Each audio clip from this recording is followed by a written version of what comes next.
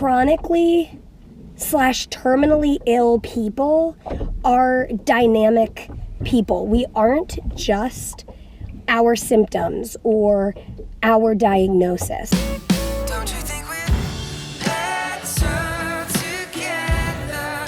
Oh, I think we are. Turning 3 lights on. Magical. The lights came on. Good morning. Hey guys, welcome to our Friday. We are waiting for Monday because It's Friday. it's Friday and Monday's coming. Today's, I feel like Mary's lungs are progressing in a not good direction. Well, and like last night, I was getting ready for bed and I started coughing like normal, but it felt like I wasn't gonna get a breath back in. Yeah. Which happens occasionally, where it's like that panic of like, wait, I don't think I'm gonna breathe back in. Obviously I end up breathing back in. But it was like, the thought crossed my mind like, oi, if this moment continues, I'm probably gonna need to go to the ER. But the moment passed and I woke up the next morning, which was today, and did all my stuff. Another thing that I was really grateful for is that I have a feeding tube. Yeah. Because, well, first of all, the last like couple months, I still use my feeding tube daily for medication and I flush it every day, but I haven't used it for feeds because my appetite has been amazing. And it's been really fun. It's been fun to like be a normal human and eat meals, and some days I eat more than others, but for the most part I've been able to keep my weight stable, which has been really freeing and wonderful. Sorry, you're in a position. It's okay. There we go. So anyway, last night or yesterday, Peter was like, what do you think about starting your feeding tube back up in preparation for the hospital? And I was like, you know what? I was thinking the same thing because I've got to get my system used to being fed. So I've been hooked up. I hooked up last night, slept with it at a really slow rate, and I've been bumping it up throughout the day. So by the time we go to the hospital, I'll be up to par.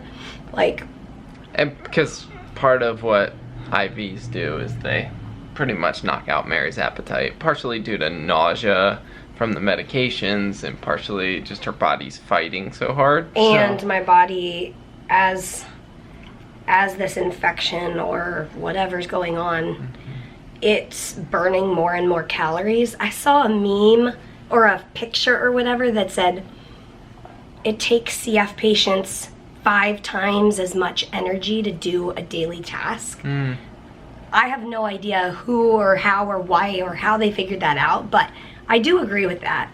So as my body gets weaker or sicker, it takes more and more energy and I need more and more calories. So anyway, I'm hooked up, but I'm very thankful to have that feeding tube because otherwise it gets really stressful when you have to force feed yourself while you're on IVs and vomiting and... Yeah. Especially, it also takes the stress off of hospital food. It's hard to like keep getting the input when you're in the hospital, like especially when you have a limited appetite. And so it is a huge tool in that environment too. And like that first 24, 48 hours when my body's reacting to the medications, you're pretty much not eating. If I'm just sleeping, then if I'm hooked up to my feeding tube, then so be it. My body's getting the meds and the nutrition that it needs. So anyway, all of that to say, that's a prep we're doing. Part of, I said Mary's lungs are progressing. She just took her temperature and she has a fever. And she has been kind of coughing up a lot of junk today, and along with that, just we ran out to Walmart to grab a couple shirts for the hospital and that kind of thing, and I was just noticing Mary was just really out of breath the whole time we were out, and so I think it's... And I'm noticing more of the like popping, like snap, crackle, whatever it is, like pop rocks in my breath. Last night when we were going to bed, she's like, listen to my breath. And number one, I noticed how shallow it was. And number two, it's just kind of like a lot of noises going on in there. So all of that to say, it's a good thing we have an admission plan. I got a call from the hospital today. They want me to come on 4 o'clock on Monday. Yep.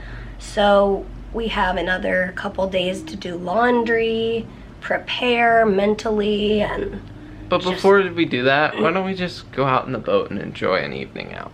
I agree with that. Okay. I think we gotta try out Ollie's swim ladder. Ollie, Do you want to wanna try go on out a your boat? swim ladder? Do you want to go on a boat? I'm not even kidding. We aren't playing with you. Oh, you do? Okay. Stretch.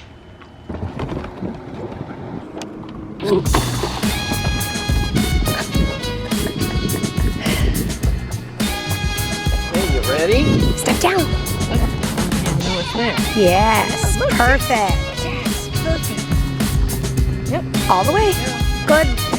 There you go. Okay, that worked. Okay, ready? Go get it. Yeah, they said in the instruction, we recommend you stand adjacent to your dog while they get back on. Come on, buddy. Here you go, Ollie, first time. Good boy. Moment of truth. Good. Go right up the ladder. Yeah. There you go.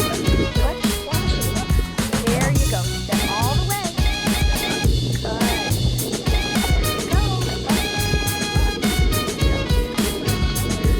There you go. Here we have Peter modeling our newly released Frey Life hat. Even works in the lake. All the way. Yeah. Step up. And Ollie's starting to get the hang of the ladder. All the way. He did it a few times. You got it. Okay, go try again. Come on. Here we go. Here we go. Step up. There we go. Step up. All the way. Step up. Good job. Okay. Okay, stay on your mat. Ollie, come. Bring it. Ah! Okay, hold on. Don't shake on the camera. Making memories?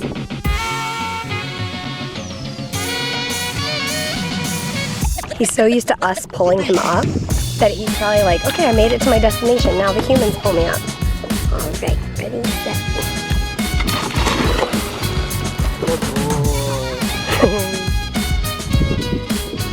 It worked, babe. You figured it out.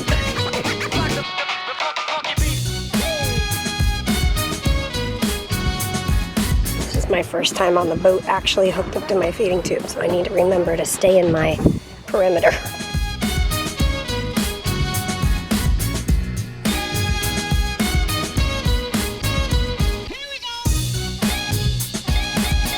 Set. Okay. Good boy.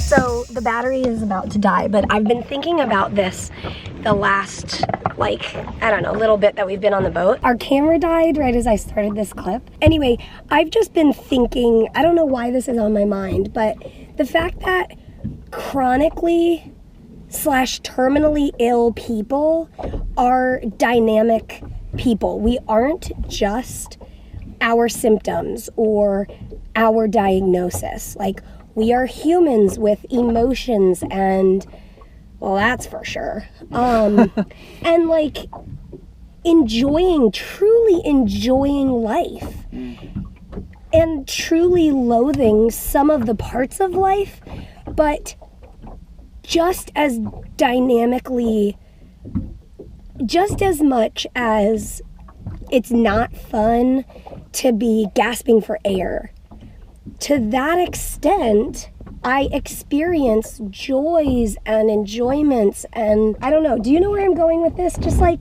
Just because I'm being admitted and I need more aggressive treatment and I'm gonna have surgery and all of those things, it doesn't mean that I'm just a blob. You're saying that chronic illness doesn't dilute your life. It almost makes it more powerful, more dynamic. How do you do that? Well, that's part of like my giftedness of life Yes. is helping synthesize ideas and communicate them. Yes, like that is truly, I guess it's because, and I think that we hit on this the other day, that impending feeling of like hospitalization is coming forces us to really soak up the good moments. Yeah. So tonight we came out for about an hour, maybe 2 hours. And these 2 hours for us, like it wasn't without symptoms, but it was with each other and just real Yeah. enjoyment. Just like living in the moment.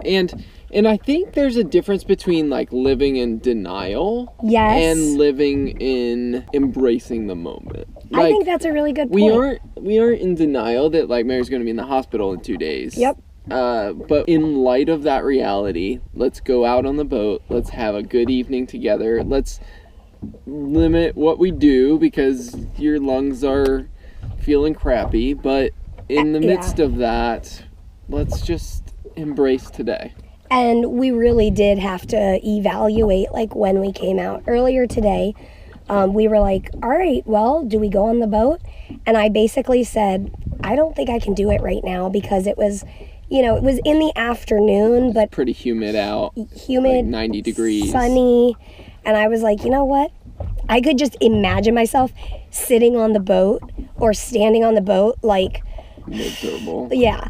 So I'm glad we made the right decision. I stayed home. I rested until this evening. And we also, this kind of principle, we feel very strongly that life doesn't stop when we are in the hospital. And I think that's because there could be this notion that the hospital is the worst scenario. And I think I really react to that and I say, no, I'm still living my life. Maybe I'm in pain. Maybe I'm really, really not looking forward to the side effects. Maybe I'm whatever, fill in the blank. But there can still be moments that can be enjoyed. And the relationship doesn't stop even when I'm in pain. We are still together and enjoying each other's presence and maybe even understanding each other in a new way because of the unfortunate circumstances. So all of that to say, we're gonna keep living life and soaking up every moment. And I think that is something that having a life-threatening illness has taught us, is that really pay attention because you never know when it's gonna be over. And so enjoy it. Make the most of it. Yeah. And As always, we will see you tomorrow. Good night. Come here, You Boomsy. want to say good night to the people? Oh, Good night, guys. I can't see the screen. Oh, there it is. Good night, everybody. We'll see you tomorrow. Oh, it's pretty dark. Good night, Ollie boy. Good night.